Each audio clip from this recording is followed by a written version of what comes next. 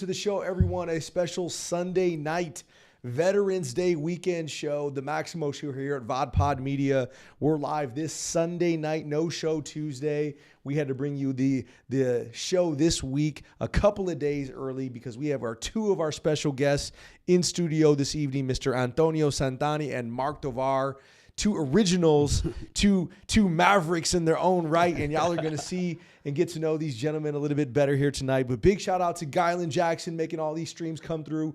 Big shout out to all of our supporters at VodPod Media. Give us a like, give us a comment, give us a share. Type in the comment section wherever you're watching from. Big shout out to all the Cowboys fans today and the Lions fans. Yeah. Got the W this week, and so congratulations to your teams. We hope that you had a great weekend, folks, ending out this Sunday. And big shout out also, folks, to our military and our veteran community on this weekend from Military City, USA. Yes, sir. Here in San Antonio, Texas. So if you're watching this, big congratulations. Thank you for your service to everyone watching wherever you may be from. Let us know what branch of the military you were in. And I want to introduce our first guest this evening, Mr. Antonio Santana, Marine combat veteran, founder of the Frontline Strong nonprofit man. So why don't you go ahead and introduce yourself a little bit to our audience and let us get to know you a little bit. Yeah, so I'm Antonio Santana. I am the founder of Frontline Strong. I was in the Marine Corps, and also I served in law enforcement. Thank you for having me, brother. Man. My Long legs, time coming. Yeah, my legs are still hurting from yesterday. So thank you for that. Man, I'm running a nonprofit. We provide free mental health services for veteran, first responders, active duty members, and their family. And we've been fully operational for about 2 years now. And within that time frame, we've had about 200 patients walk through our doors, if not of first responders, their active duty members, or veterans, or their family members. And one of the biggest things that we've seen in the last 2 years is the shift in mentality of mental health, and especially for first responders. Right before we started, me and your partner here were talking about the stigma that's associated to mental health when it comes to first responders. And I think, like, for what we've seen, we've seen a shift, and we've seen a change in what these individuals are thinking about mental health when it comes to actually getting help. One of the biggest hurdles that we had to jump over is that within the trying to get help, you start seeing that it's rooted within the community of these first responders, right? So, like, you have these individuals who have been in the police department or in firefighters for the last 20 to 30 years, and that's all they know. All they know is instead of actually asking for help, is taking on this burden by yourself. Like, these problems that you're facing every single day, it's just basically putting on top of your back and just continue to push forward. But what we've noticed, and I mean, he can attest to this, is that these individuals, after a while, it starts weighing down on them, and the biggest thing about it dramatically affects the relationship you have with your family, dramatically affects the relationship you have with the people around you. And I myself, being in law enforcement and also being in the military, and I think we talked about this, Maximo, when we were doing the workout. I myself, as a Hispanic, grew up in a Hispanic culture where it's the same concept. It's don't talk about these things that you're going through. It's just continue to push forward. Don't say that you're having a bad day, because you might look like you're a little crazy.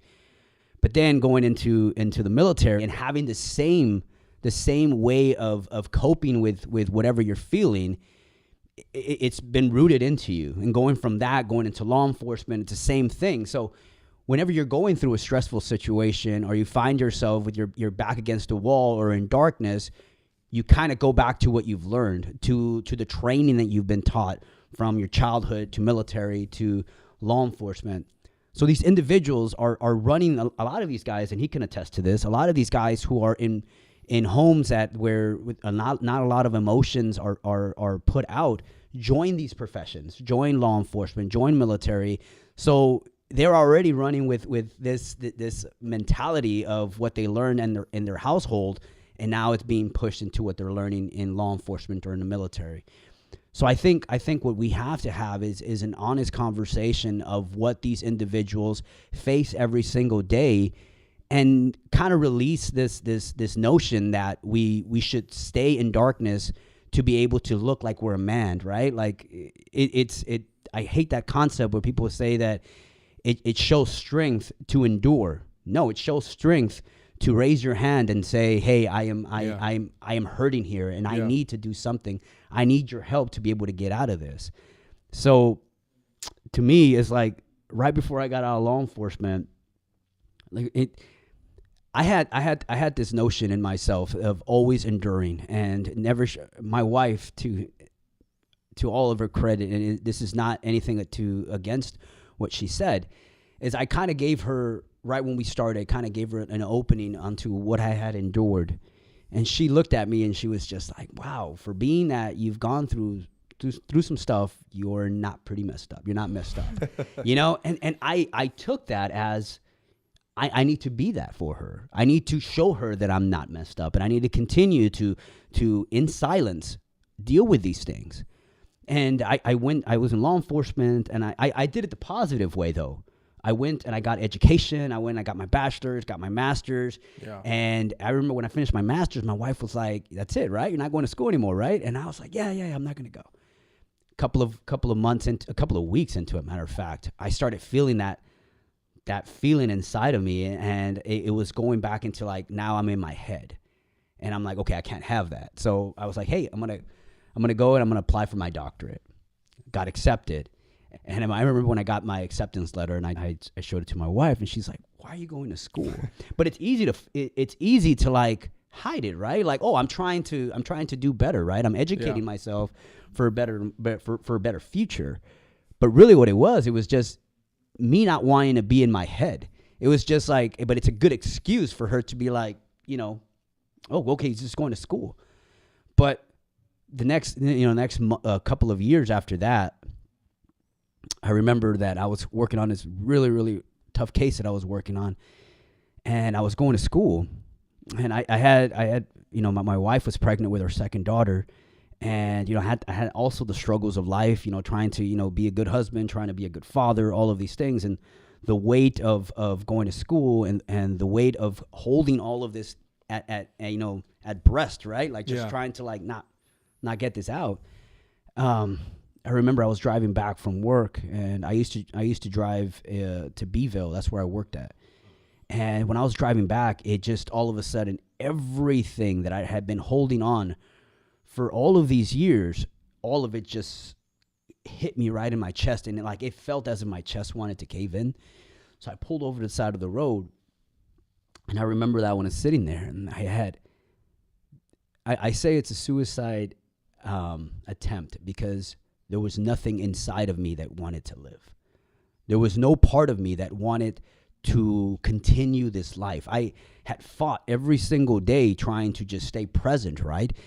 And that was my point where I was like, I can't do this. I had these thoughts over and over again through all of my life, but I always kept them away by doing something to stop me thinking of it, right? But at this point in my life, I couldn't stop that anymore. And as I pulled over to the side of the road, I grabbed my service pistol and I put it on my lap, and there was nothing inside of me that was holding me back. Nothing. I had made up my mind, this is what I want to do. And as I sat there, my wife, to this day, I tell her she saved my life. She sent me a picture of my daughter. And that picture of my daughter was, it was Flag Day. And she was smiling, and she was just loving life. And here I am about to end my life, and here she is enjoying her life, right? And I'm like, that pulled me. And I tell this story, and I always look at it this way, even though it didn't happen this way. But I always look at it as if I had the noose around my neck, right? And as I jumped, the tree branch broke. Even though it didn't happen, it felt that way.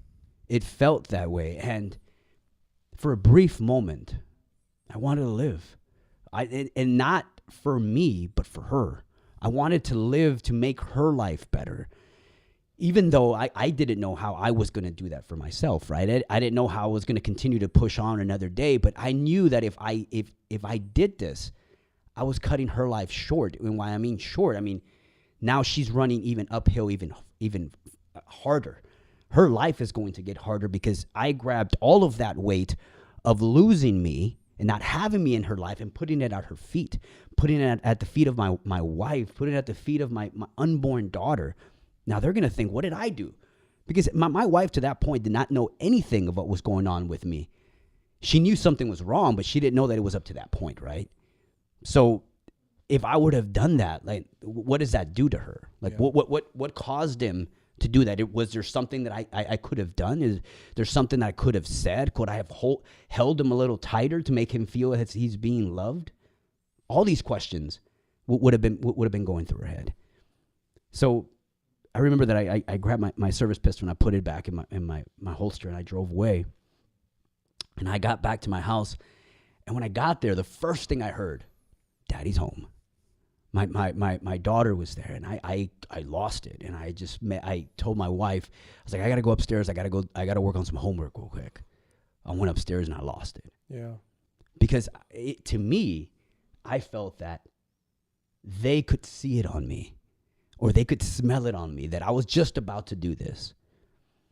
And I went off and I continued I didn't even get out of law enforcement. I got out of law enforcement about a year after that. But I remember when I started going into trying to get help, and we were just talking about this, one of the things that I noticed is so many barriers for these individuals. So many barriers that they have to continue, that they face every single day while they go get help. And if their head is not made up that they want to get help, there's so many reasons why not to. You know, the first thing I did is there was no therapy for like about 5 to 6 months. So their first way of treating me was, hey, let's shove some pills down your throat. I was like, so I've numbed myself for the last 10, 15 years with alcohol and all of this. Now you want to numb me even further. That wasn't part of my plan. I wasn't planning to do that. My plan was to go and start talk about these things, unbox some of these things that I was feeling, right? And it wasn't there. But if it wasn't because I had my family telling me, hey, I want you around, and I want you around, but I want you around in a way that this could work here. Yeah. And my mind was made up that that's what I wanted to do. But that was one of the layers of why we started Frontline Strong. Is a lot of these individuals that are in law enforcement, that are veterans, they see barriers when they raise their hand. And rooted into the stigma in departments of reaching out and getting help, or just rooted into this thought of being broken. I hate that concept of you thinking because you're going through some stuff that you're broken. Life is hard. Yeah. Life is difficult, but life is beautiful. And we forget that notion. We forget that life is beautiful. Even through all of the hardships that we go through in life, there's still beauty there. Yeah. But you have to see it. You can't view life through the lens of your darkness. You have to view life, and there's a possibility that there's a greater tomorrow. There's a better tomorrow. That is how you view life. And I'm sorry, man. I feel like I've been talking a lot. Well, let me jump in and listen.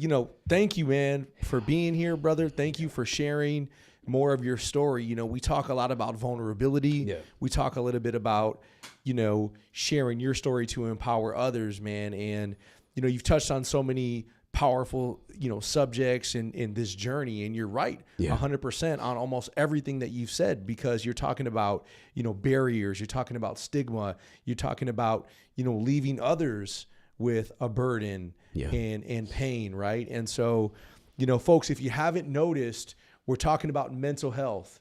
We're talking about the very delicate subject of suicide prevention in military communities, in law enforcement communities, and in men of color. Yeah. Right. We talked about that, and that's something that's near and dear to our hearts at the show, being wellness advocates, and also as men, right? If we have a microphone, if we have a platform, if we have a stage, if we're leaders, quote unquote leaders, we should be empowering others to do better, right? And to be better fathers and to be better community members and to be better, leaders.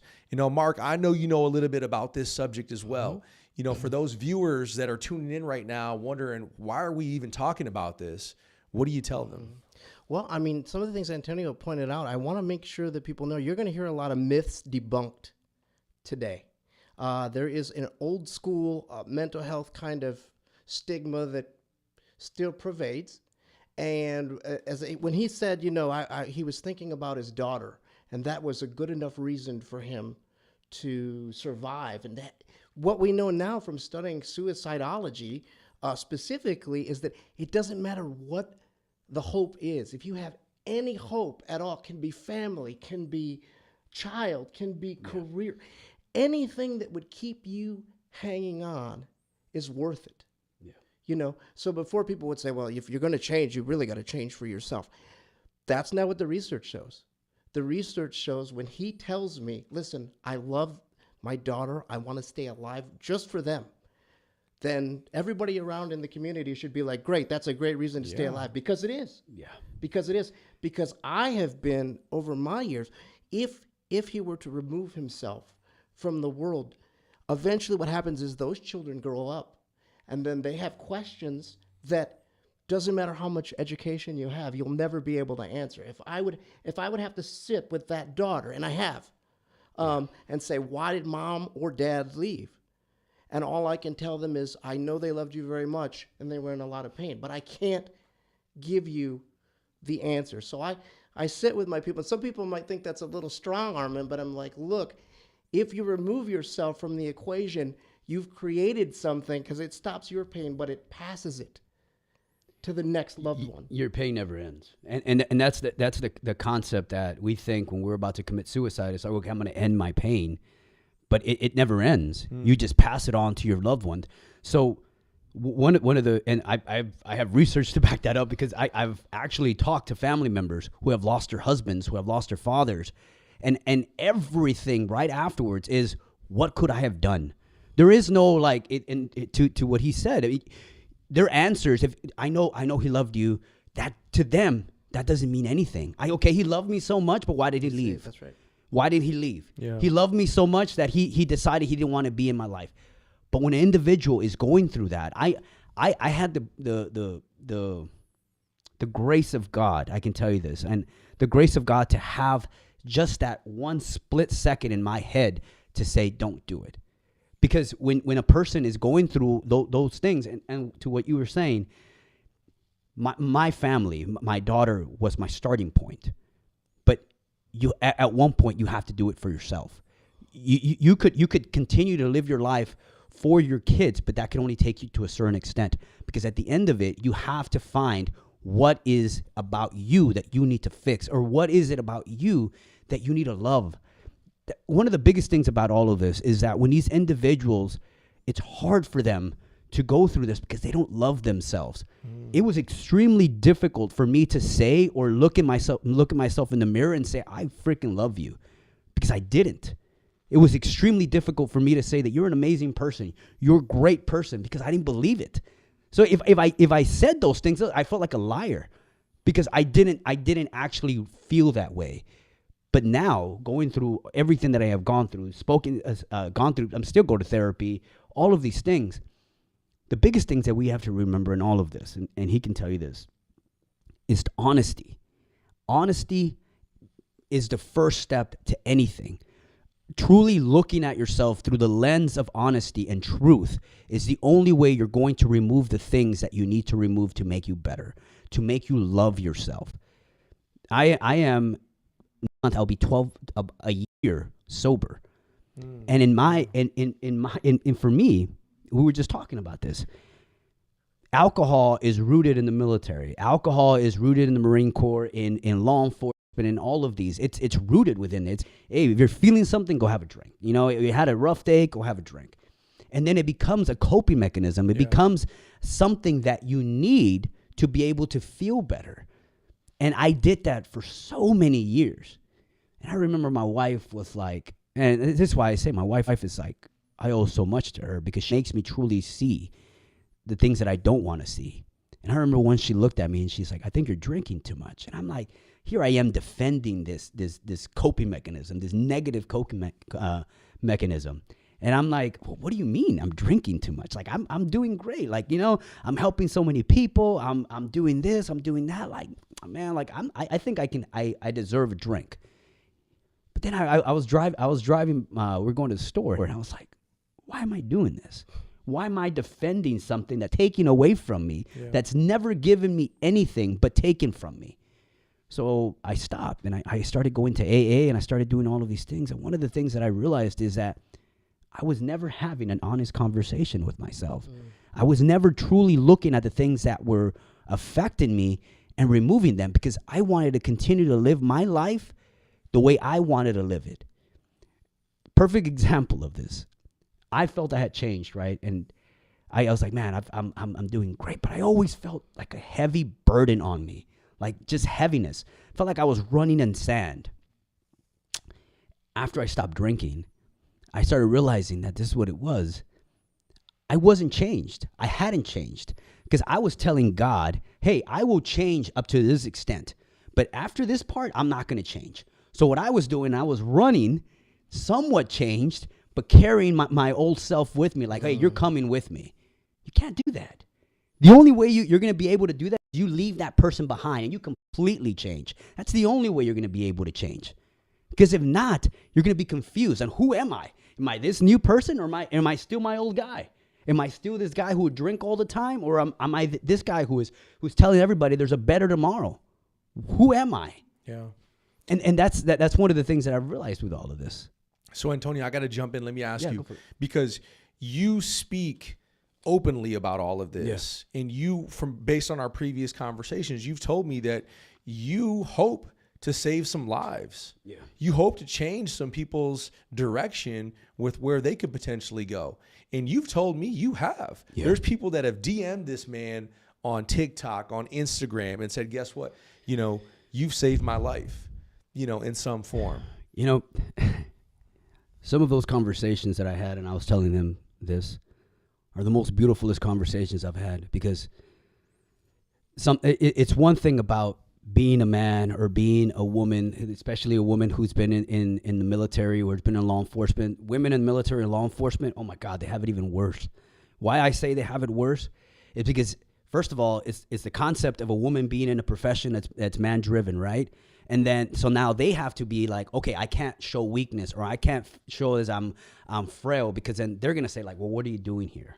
You know? So they have it even tougher than men, to me, in my opinion. So for them to like finally open up and say, this is what I'm going through. And I remember there's this one lady that she had 5 kids and she was about to commit suicide. And she went on TikTok and found one of my videos, and she ended up going and seeing all of my videos. And after having a conversation with her and everything like that, we got her some help and everything.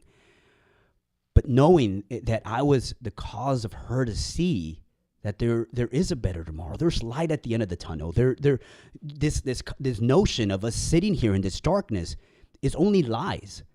You know, I want to bring you in on this, because I know that there's, when you talk to your patients and they tell you like, well, you know, it just seems so hard. It just seems so hard to see the light at the end of the tunnel, because when you're in the middle of darkness, you don't see darkness. And one of the things that I told her is this: if you sit in a room in darkness and you're not focused on the darkness, but you unfocus your eyes, you will start to see light around you. That's the biggest thing about this, is that we're focused on our darkness and we don't unfocus our eyes, refocus our eyes, and we can see there's been light around us every single day. So this notion that, you know, we're in darkness is the only thing. It's been light around you this whole time. All you have to do is refocus your eyes. Can you attest to that? Yeah, I can attest to it. There's a lot of family members. One of the first things we hear as therapists, if it is completed, is why didn't Maximo just come to us? Whatever it is, the family or the people who love them are like, you know, seems like they could have just come to us and we would have paid, you know, whatever price we would have needed to pay. And then I have to explain to them that the brain under depression and that kind of duress is not the same brain we're sitting with today, right? So there's actual cognitive shrinkage in your brain matter when you are under that kind of strain and stress.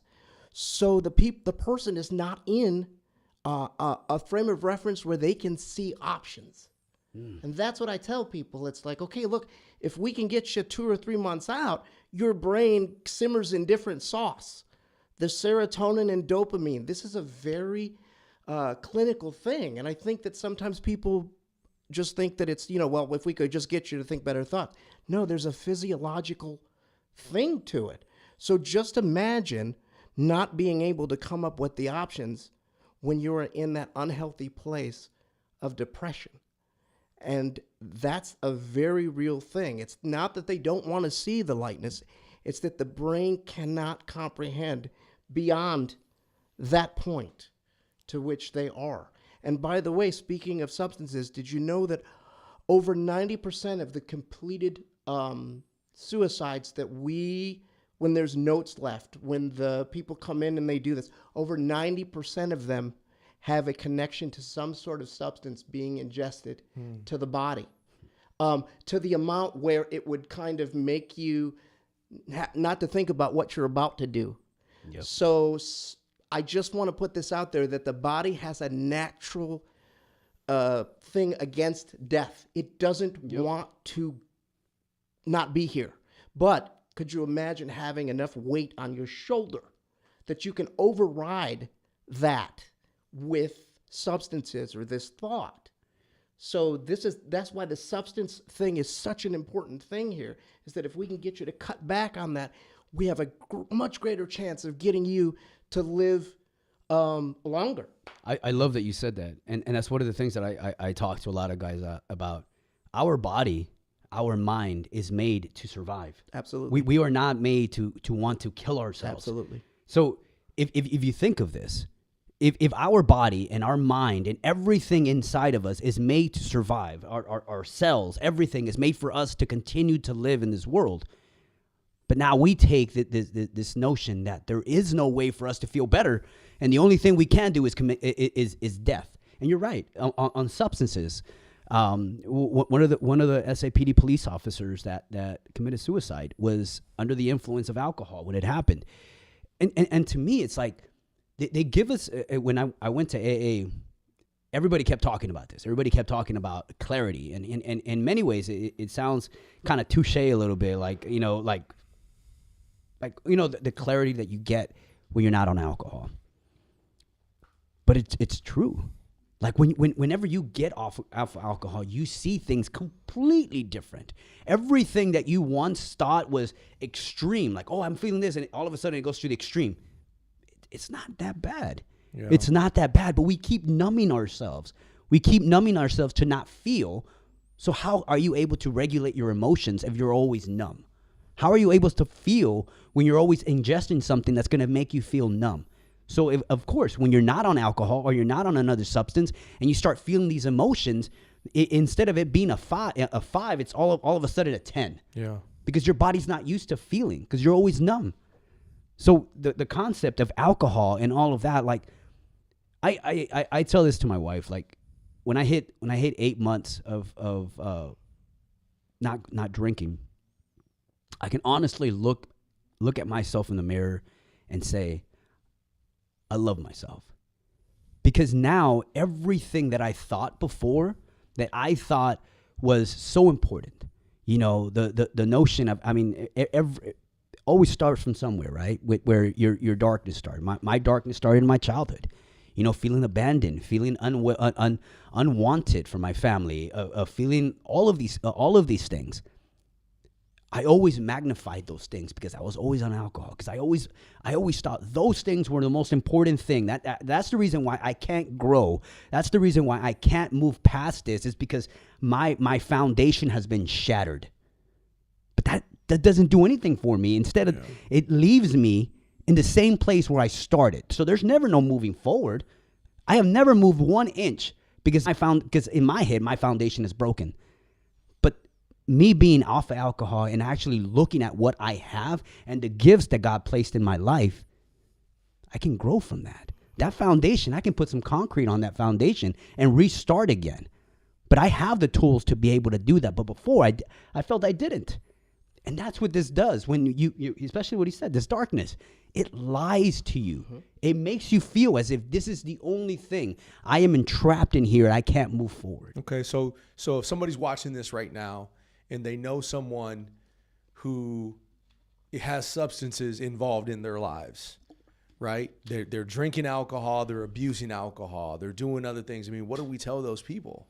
Right? What possibility we have right now for someone who's watching this, for someone who knows someone that is close to them that has that? Because how many of our people, drink alcohol? Yeah, it's like we all know somebody, right? Now, I'm not going to be up here and say, hey, don't drink a drop of wine or a drop of beer, right? If that's what folks want to do, but you're right. This stuff messes with our minds. It's the relationship you have with alcohol. That is it. Because my relationship with alcohol was to numb. My relationship with alcohol was to remove these emotions away from me. If you have a relationship of alcohol, I remember in AA, well, one of the things they said is like, if you can go to a bar and say, you know what, I'm only going to have 2 drinks today and actually stand by that, and that's it. Or you go to a bar, it's like, hey, I'm feeling a little buzzed. I think I should start drinking some water. Those thoughts never went through my head. Those thoughts never went through my head. Oh, I'm feeling a buzz. Let's drink more. You know what I'm saying? It was not like, oh, I'm feeling a buzz. Let me stop drinking. No. My concept was, okay, I'm feeling a buzz. Let's start drinking more. Yeah. My relationship with alcohol was bad. So I'm not saying, alcohol for an individual is bad. It's just your relationship you have with that substance. If you have a good relationship with that substance, and it's okay. But it's what that alcohol does for you. Why are you consuming that way? Why are you utilizing this to numb yourself, or why are you utilizing this as a coping mechanism? That is when you need to have honest conversations. And to your question of what you say, like what do families do? Man, my wife has told me several times that I was drinking too much, but I wasn't ready to hear her. Yeah, I wasn't ready to hear her. So family members can go off and be like, hey, you're drinking too much, and get on them about all this and that, whatever like that. If that individual is not ready to hear that, it's not going to go anywhere. So I suggest we start with exactly what you say, which is the relationship. So as a therapist, the only tool I really have that's ever served me worth a damn, even though I spent hundreds and thousands of dollars on education, is connection. Yep. So if you think about it, there's a 99.9% chance that you go, hey, you're drinking too much. And the person's going to go, hey, mind your business. Yep. But if I say to you, listen, as a friend, I love you. I care about you. The things you're putting in your body are changing the way you are. And they're going to go, oh, whatever. But I'm going to say it again. I'm just going to say, look, I'm concerned about you. Just if you want to hear it, I can give it to you. If not, just know that I love you. I'm ready to talk whenever you're ready to talk. So always extending this olive branch of saying, maybe I've asked you 100 times. I don't care. I'm going to say it 101. Anybody comes to therapy, the one thing they always say to me is, I think I told you this before, but. And then they say it again, and I'm like, we're going to talk about this as many times as you need to say it. If you're saying it, there's a reason. So don't ever worry about, well, I'm reaching out too much. But if you say it, because anybody who's on substances, they're waiting for you to say, you drink too much. They already have something planned for you. No, I don't. I deserve a drink. I work hard. There's 100 excuses. So don't even go anywhere near that. Just go with, man, I care about you. That's so true. Because I think my wife was always there to tell me, hey, you're drinking too much. And in many ways, it's that understanding that she loves you. I mean, I knew every time that she told me this was not because, she just wanted me to stop drinking. It was because she loved me and she was seeing something that was affecting me, something that I couldn't see. And the biggest thing about it is having that outside perspective. We think that our when we look at our lives, we look at it through a lens of what makes us feel okay, right? So we don't look at it with truth. We look at it as what's making us feel better. So it's like you want to change, but you only want to change to a certain extent. You only want to move a couple of things around, because if not, then, one of the biggest things about this, man, when I tell you that I didn't love myself, is why I didn't want to let go of alcohol. It's because I didn't think anybody would love me without it, right? Like, I didn't know how my friends would react without me being me having alcohol in me, right? Like, am I going to be the same person? Are they going to love talking to me? Am I going to be still funny the way that I am? Are they going to love hanging out with me? Am I going to be dull now because I'm not drinking? And in my head, it's because it goes back to not loving yourself, right? It's not having that respect for yourself or that love for yourself where I am enough. Who cares if I don't have this substance in me? You know, you're going to love me either way. And one Hopefully. and one of the things that you'll see is that the right people will stay and the wrong people will go. So the wrong people that were in your life, that were only there with you to party, they will leave. And those are the people that you should have had out of your life a long time ago. Yeah. And the people that stay are the people that loved you for who you are. So if you can't tell, these are two very passionate individuals in this line of work. I mean, I think one of the things that, we mentioned with Antonio of being an athlete, being a poet, being a father, a spouse, a public servant, all of these things is that gives you purpose to want to live. Yeah. Right. And, I feel from you all, like, touching on these subjects, that we're extending those olive branches and we're providing people with opportunities, because as you mentioned, some of our people want help, but they don't know how to get it. And then once you find, an avenue to have support, there's barriers, and so that's a little bit of your nonprofit organization and what you provide. And I'm going to get to that in a little bit, but I wanted to allude to, the topic of mental health in communities of color, because as I mentioned here, it's issues of wellness that are important to us and bettering our communities. And one way that we do it here at this show is through repetition. Every week you're going to see powerful, engaging people who are passionate about these subjects, and that you can't help but feel moved when you hear these brothers or sisters or whoever's sitting in these chairs and saying, I think I can do this. Maybe it wasn't 2 weeks ago. Maybe it wasn't 1 week ago, but tonight, you're feeling something because of how this brother put it down or because something you said. The consistency of the messaging and the importance of the repetition and saying, nah, brother, it's okay. Well, you think historically, think of how many times our people of color have been told, no, you're not welcome here. You're not good enough. And if you are welcome, well, you're allowed. See, that's the thing. People sometimes confuse allowed with welcome. I always tell folks, like, look, there's something about saying, we'll let you come in versus we actually have a seat at the table with your nameplate on it. So it's important for people like us to continue to give these messages, because maybe 10 or 15 years ago, this wasn't the message in the Latino community, that you weren't going to talk about, you were going to keep this at home because you didn't want anybody else to know, because you were in fear, because society says keep secrets, because if people find things out. So now I have the privilege of being able to live openly and say what I need to say. So I always tell people, on paper, I may not look like I belong here. And that's exactly why you're going to hear me above everyone else. Right? And one of the things that I talked to Maximo yesterday about is the conversations you have with your family, right? I have an open conversation with my mom about, like, what happened with me, because she made just a comment about suicide and just that, this individual was crazy. And I'm like, first of all, if you put those two together, it's giving an individual reason why not to speak up, right? Like, if they're going through this or they're feeling something, you would think that you would feel more comfortable talking to the people that love you, right? And bringing it up to them and saying, hey, this is going on. I feel this. Can you help me out? But if you're closing that door, then where do they go, right? And you would think that the people that brought you into this world would be the people that would be there to hold you and be like, hey, you know what? I got you. Let me help you. But no, if you make that conversation into, like, oh, he's crazy or oh, it's local or something like that, then I'm not going to speak up, man. because I don't want you to say that I'm crazy. I don't want you to look at me that way. But so that's like when we talk about culture, and we talk about that, having these open conversations with our families, and my family knows, because I'm extremely open about everything that I've gone through.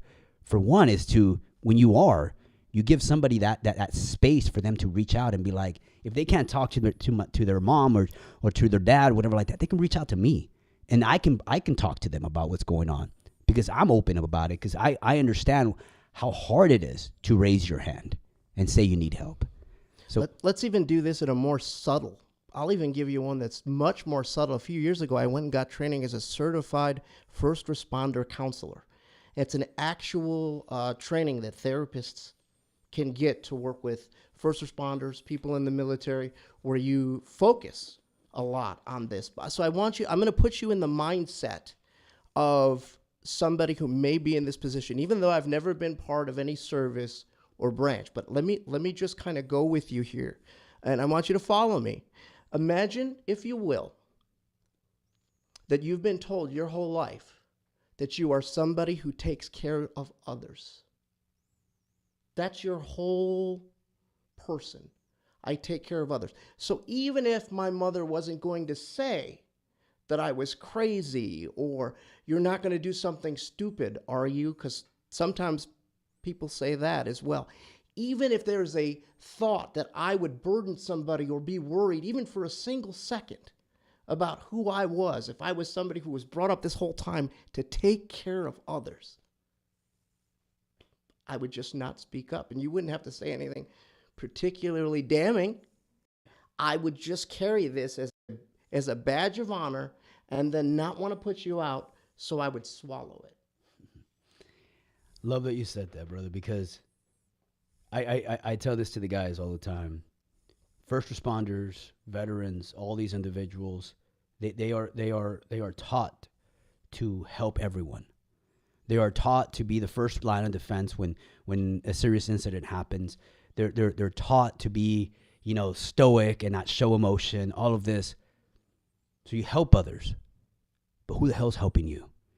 If you can't help yourself, who is helping you? If in our communities, we have this stigma, and we have this notion that you're broken if you raise your hand and say something's going on. Who is helping you? If you can't help yourself, then who's there for you? Yeah. That's where we have to change the narrative. Now you're here for them. Yeah, He's here for them. It's communal. I'm here for them. There are people around. If there's anybody in the audience tonight who doesn't think this applies to you, because even say you didn't serve, or you're not a first responder, if you're listening tonight and any of this resonates with you, I'm going to ask that you reach out. Call somebody you trust. It doesn't have to be a therapist. I'd love it if it was. Yeah. Love it that you would, lean on one of us. But it doesn't matter. It doesn't have to be somebody with training. Just speak to somebody about what you're feeling. Yeah. I love that you say that. The first step is just raising your hand and saying, I need help. The first step is being honest with yourself. The first step is it's not about if it's a therapist or if it's one of your loved ones. It's somebody that you trust, just to say, hey, I have a problem. And I think that is the first step you need to take to be able to get out of this darkness, this hell that you've. And in many ways, man, like I tell this to people, it's like we create our own hell. We do. We create our own hell because we don't want to get out of it because we're scared. We know how it feels to sit in darkness. We know how it feels, what we need to do to be able to manipulate our day to be okay. We don't know what it is when we've removed that weight from our chest. We don't know how it feels when all of a sudden that rattle we had in our chest is gone. It's like that when it's super quiet in the room, you get weird. It's like what's going on? But you have to have that little that little sound right behind you so you can feel okay. It's exactly like that. Yeah. Now that you remove that little sound and you're just sitting alone in your own thoughts, you're scared of that. You're scared of not having that rattle or that little noise, that little sound in the back, because you're scared of thinking of what's going to happen in the future. Yeah. Yeah, you guys, man, you guys are powerful brothers, man. I appreciate y'all for being here. Yes, sir. Antonio, for you not being hesitant to share your story here, but to do the work that you do at Frontline Strong. Tell us a little bit about where people can find you, some of the services that you provide as we prepare to wrap up the show in just a bit. Yeah. So if you go online, it's frontlinestrong.org. If you're a first responder, veteran, or a family member, active duty member also, you can go on there, and it takes 5 minutes for the application, and all of a sudden we'll have one of our therapists reach out to you. On social media, mine is Warrior Arms at Warrior Arms 44, I believe I am. Yeah, that's it. Yeah, Warrior Arms. And then Frontline Strong also. But yeah, so we provide those services, and in the future, we're in the works, and we didn't get to talk about this, but we developed a suicide prevention app, and that is, I mean, like I was telling you, to me, it's after you start helping these individuals, it's like, now I'm providing them therapy.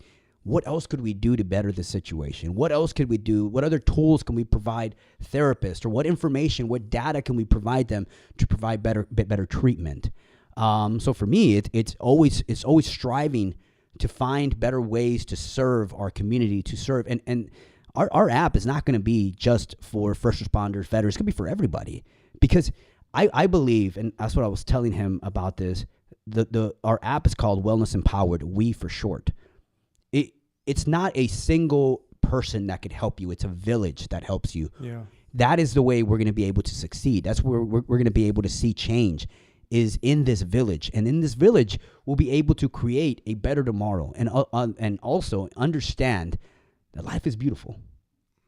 So life is beautiful. Couldn't have said it better myself. Yeah. And so, folks, if you watch this, if you're seeing the rebroadcast play of this, if someone sent you this, thank you for joining us. Thank you for watching the show. Just by watching, you're doing a service to a community. Yeah. As I mentioned, someone who is a leader, someone who lives a life of purpose, involves showing up for communities that are different than your own. Look, I didn't serve in the military.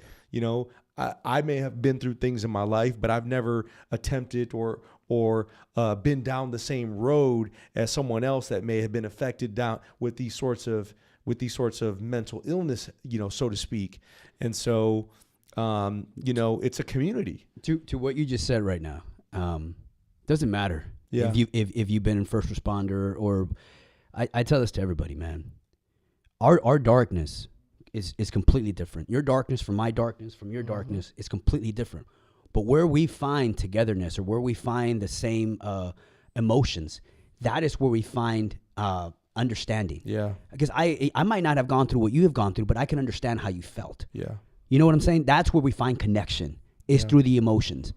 The situations may be completely different. Darkness may be completely different. But emotions are where we find our connection. Know this. Know that if you're not here, you will be missed. Yeah. 100%. You will be missed.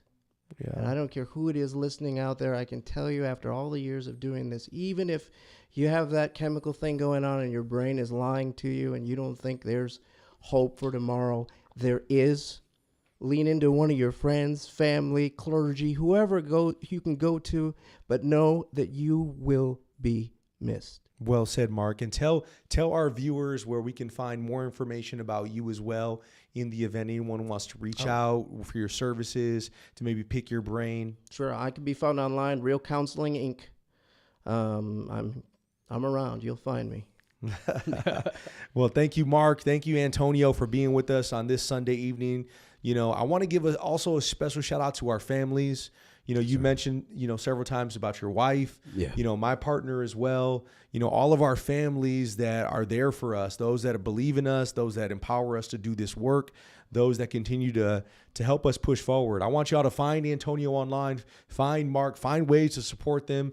We know that there's a gala coming up as well, that we want folks to see if they can buy tickets to go attend the gala here in San Antonio. December 7th. December 7th, folks. You'll be able to find it, on social media, on their website.